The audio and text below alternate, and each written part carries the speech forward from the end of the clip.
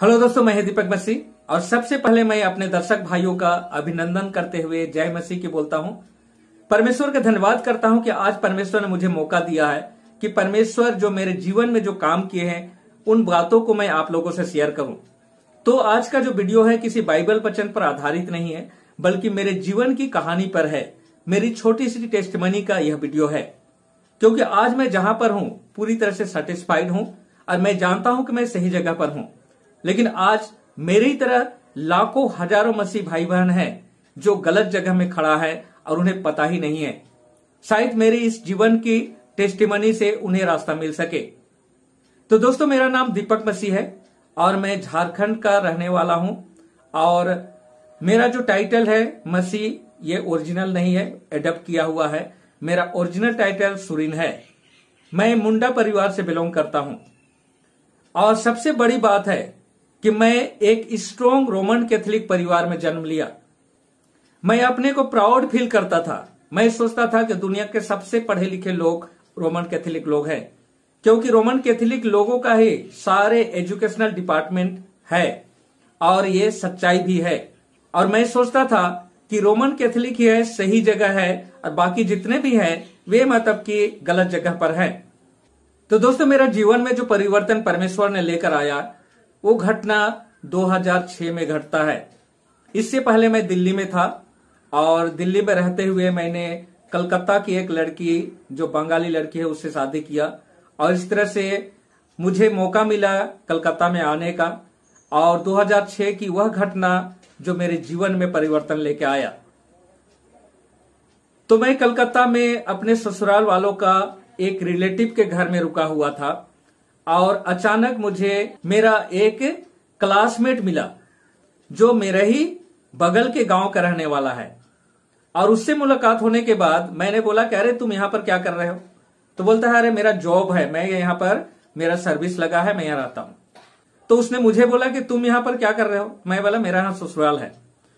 तो बहुत अच्छा लगा। बहुत दिनों के बाद गांव वालों से मिलने का मौका मिला और बहुत ही इंजॉय किए हम लोगों ने। और उसका संडे को बर्थडे था, तो उसने इनवाइट किया मुझे कि आओ मेरे जो डेरा है, मेरा जो घर है, वहां पर आओ, संडे को हम लोग सेलिब्रेट करेंगे। तब मैं उसका रहने का स्थान को नहीं जानता था, तो उसने बोला कि संडे को तुम कलकत्ता का जो बड़ा गिरजा है रोमन कैथोलिक का, उसमें आ जाओ, तो वहीं पर एक साथ हम लोग चर्च करेंगे, उसके बाद मैं तुमको अपना घर लेकर चलूंगा। तो संडे का वह दिन मेरे जीवन में कभी भी नहीं भुलाया जा सकता है। हम लोग धर्मतला में गए और उस चर्च अटेंड किए और चर्च अटेंड करने के बाद हम लोग पैदल पैदल चलने लगे। तो वह रास्ता है मलिक बाजार जाने का रास्ता, पार्क स्ट्रीट का वह गली, जिस रास्ते से हम लोग जा रहे थे, क्योंकि वह मलिक बाजार के पास अपना डेरा लिया था जहां पर हम जा रहे थे। तो जाते जाते पार्क स्ट्रीट का एक जगह हम लोग पहुंचे जहां पर मैंने देखा कि एक चर्च है लेकिन दरवाजा बंद है और वहां पर लिखा हुआ सेवेंथ डे एडवेंटिस्ट चर्च। और जब मैं उस चर्च को देखा तो आश्चर्यचकित हो गया कि अरे ये कौन सा चर्च है जो आज मतलब बंद है, और इस सेवेंथ डे एडवेंटिस्ट क्या है? क्योंकि इससे पहले मैं ऐसा चर्च कभी नहीं देखा था, न ही सेवेंथ डे एडवेंटिस्ट लोगों से मिला था। तो अचानक देखता हूं कि गेट के पास एक लेडीज टेबल लगाकर कुछ बुक्स रखकर बैठी हुई है। तो मैंने अपने दोस्त से बोला अरे चलो तो पूछते हैं ये मतलब क्या माजरा है। तो बोला ठीक है तुम जाओ, मैं वहां पर थोड़ा सा बाजार करना है, मैं वो दुकान के पास वेट करता हूं, तुम आ जाना। तो मैं अंदर घुसा, पूछा कि ये चर्च है क्या? तो लेडी बोली कि हाँ ये चर्च है। तो उस लेडी का नाम मैं बता देता हूं, उसका नाम है विनीता। और ये विनीता बैठी हुई थी वहां पर। तो मैंने बोला कि अंदर से देख सकता हूं? तो बोला हाँ। मैं अंदर देखा तो कोई भी तस्वीर या कोई भी क्रूस या मूर्ति लगा हुआ नहीं था, क्योंकि मैं रोमन कैथोलिक से बिलोंग करता हूं। तो मैं सोच रहा था कि चर्च में उसी तरह से सजावट होगा, लेकिन वहां तो कुछ भी नहीं था। मैं आश्चर्यचकित हुआ कि अरे कौन सा चर्च है, कैसे है, ये तो पूरा सिनेमा घर की तरह दिखाई देता है। और बाहर निकल के मैंने बोला कि ये चर्च है तो आज बंद क्यों है? तो बोले कि हम शनिवार को चर्च करते हैं। मैं बहुत ही अचंभित हुआ कि अरे आज तक तो मैंने संडे को चर्च होता है ये देखा था, ये शनिवार को चर्च करने वाले ये कौन सा ग्रुप है? अरे ये लोग मतलब क्या कर रहे हैं, सही रास्ता को छोड़कर गलत रास्ते में जा रहे हैं। मैं उनको मतलब बोल रहा हूं, तो मैं बोला मुझे क्या फर्क पड़ता है, ये लोग कुछ भी करें, मैं तो अपनी जगह में सही हूं। जब मैं जाने लगा तो विनीता जो लेडी थी वो मुझे बोली कि विजिटर रजिस्टर में आप अपना एंट्री कर दीजिए, क्योंकि आप आए हैं तो हम लोग चाहते हैं कि आपका रिकॉर्ड यहाँ पर मुझे रखना है। तो मैंने नाम और अपना फोन नंबर देने बोली, तो मैंने दिया। तो मैंने बोला कि आप मेरा फोन नंबर ले रहे हैं, अगर मैं आप लोगों से कुछ पूछना चाहता हूं तो क्या आप अपना फोन नंबर देंगे? तो खुशी खुशी वह अपनी फोन नंबर मुझे दे दी।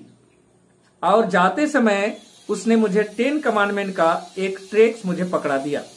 तो मैं उस समय उसे नहीं देखा, उसे मैं बैग में डाला और अपने दोस्त के साथ चला गया।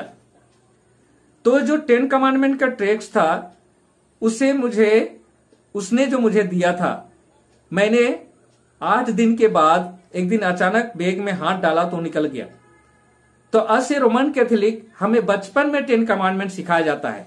हालांकि आज मैं जानता हूं कि वह गलत है, वो रोंग है, डुप्लीकेट है, लेकिन उस समय मैं उसी को ओरिजिनल मानता था। और जब मैंने ये 10 कमांडमेंट का ट्रेक्स को मैंने पढ़ा तो मेरा गुस्से का कोई ठिकाना न रहा, क्योंकि वो मैच नहीं हो रहा था। और मैंने देखा कि उसका नंबर कहां है, मैं आज ही उससे बात करूंगा। और मैंने फोन किया तो बोली कि हम तो फोन में आपको नहीं समझा सकते हैं, बाइबल जो बोलता है हम उसी को मानते हैं। तो मैं कहने लगा कि अरे बाइबल आप ही लोग को बोलता है क्या, और बाकी लोगों को नहीं बोलता है? ये जो हम लोग जिस चर्च से बिलोंग करते हैं, लाखों करोड़ों लोग हैं, क्या सबके सब बेवकूफ है? बोलते हैं हम इस मोबाइल में तो हम आपको नहीं समझा सकते हैं, आपको आना पड़ेगा और बाइबल के से देखना पड़ेगा। तो मैं बोला ठीक है, मैं अभी आ रहा हूं। और मैं गुस्से में वहां पहुंचा तो विनीता ने एक बुजुर्ग को मेरे लिए वहां पर बुला कर रखी थी, जिनका नाम है MP अग्रवाल। आज वे मेरे गुरु हैं, उन्हीं के माध्यम से आज मैं यहां पर पहुंचा हूं। तो वे मुझे 2 घंटा तक बाइबल से मुझे 10 कमांडमेंट के बारे में बताते रहे, लेकिन मेरा जो लॉजिक था कि मैं गलत हो सकता हूं, बाकी लोग तो गलत नहीं हो सकते हैं, और उनकी बात को मैं मानना नहीं चाहता था। हालांकि वे बाइबल से ही दिखा रहे थे, क्योंकि आज तक मैं बाइबल नहीं पढ़ा था, इसलिए मुझे सच्चाई पता नहीं था। मैं लॉजिक में था कि मैं गलत हो सकता हूं, लेकिन बाकी लोग तो गलत नहीं हो सकते हैं, और इसी लॉजिक पर मैं अड़ा रहा। क्योंकि रोमन कैथोलिक लोग बाइबल नहीं पढ़ते हैं, इसलिए मेरे पास भी बाइबल नहीं था, मैंने बाइबल कभी नहीं पढ़ा था। तो 2 घंटा का उनका समय उस समय बेकार गया ऐसा लग रहा था, लेकिन बेकार नहीं गया। आज मैं उसी 2 घंटा के कारण आज मैं यहां पर हूं। तो जाते समय उन्होंने मुझे एक ऑफर दिया, क्या आपके पास बाइबल है? मैं बोला कि नहीं। क्या मैं आपको एक बाइबल दूं तो लेंगे? तो मैं मन मन में बोला कि फ्री में मिलता है तो कौन छोड़ता है, और मैंने हाँ बोल दिया। तो उन्होंने मुझे एक हिंदी बाइबल दिया, और वह बाइबल आज भी मेरा फेवरेट बाइबल है। तो बाइबल तो ले लिया, लेकिन कौन पढ़ता है? वो 2 महीने तक ऐसे ही पड़ा हुआ था। लेकिन एक दिन एक ऐसे घटना घटा कि मैं घर में अकेला था और इलेक्ट्रिसिटी नहीं थी, टीवी नहीं चल रहा था, तो मैं बोर हो रहा था। तब अचानक मुझे वो बाइबल दिखा दिया। तो मैं सोचा कि देखते हैं बाइबल में क्या है, और मैंने शुरू में ही क्रिएशन स्टोरी खोला और क्रिएशन स्टोरी को पढ़ने लगा, और मुझे बहुत ही अच्छा लगा, क्योंकि ये 7 दिन का जो वीक ऑर्डर है ये वहां पर रिकॉर्डेड है। जब मैं 7वें दिन के बारे में बाइबल में पढ़ा कि वह 7वां दिन है और वह विश्राम का दिन है और वह पवित्र दिन है, तब मैं कंफ्यूज हो गया। तब मेरे माइंड में इतना सारा प्रश्न जागने लगा कि असल में ये विश्राम दिन कौन सा दिन है? क्या संडे है या मंडे है या कौन सा दिन है? कैसे इस बात को जानूं? क्योंकि उन बुजुर्ग से मैं बहस करके दोबारा उनसे कभी भी कांटेक्ट नहीं किया। लेकिन 3 महीने के बाद जब मैं बाइबल पढ़ना शुरू किया तो बहुत सारे प्रश्न आने लगे, और मैं उनको एक नोटबुक में नोट करता रहा, ताकि मैं कभी मौका मिले तो मैं उससे पूछ सकूं। लेकिन साहस नहीं हो रहा था उनसे बात करने का। लेकिन एक दिन साहस करके मैंने उन्हें फोन लगाया और बहुत ही अच्छा रिस्पॉन्स उन लोगों ने किया और मुझे बुलाए और बहुत खुश हुए। और इस तरह से मैं सबसे पहला जो सच्चाई को मैंने जाना वह था 7th डे के बारे में। मैंने उनसे एक ही प्रश्न किया कि कौन सा दिन है 7th डे, तो उन्होंने मुझे बाइबल से बताए। उन्होंने लूका लिखित सुसमाचार में मुझे बताए कि किस दिन यीशु का क्रूसिफाइड हुआ था, वो शुक्रवार था। और उसके दूसरे दिन को बाइबल बोलता है कि वो विश्राम का दिन है।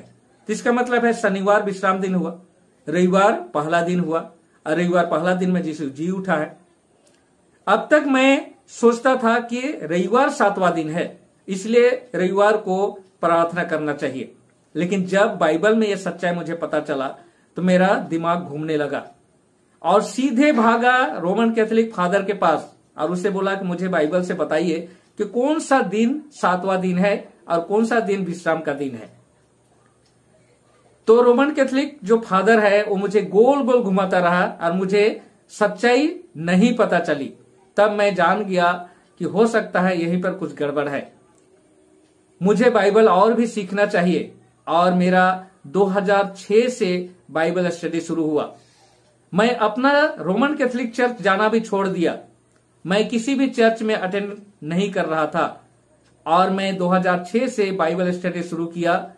पार्क स्ट्रीट में महीने में 2 बार 3 बार कभी कभी 4 बार मैं जाता था, चर्च के दिन में नहीं, ऐसे दिन में।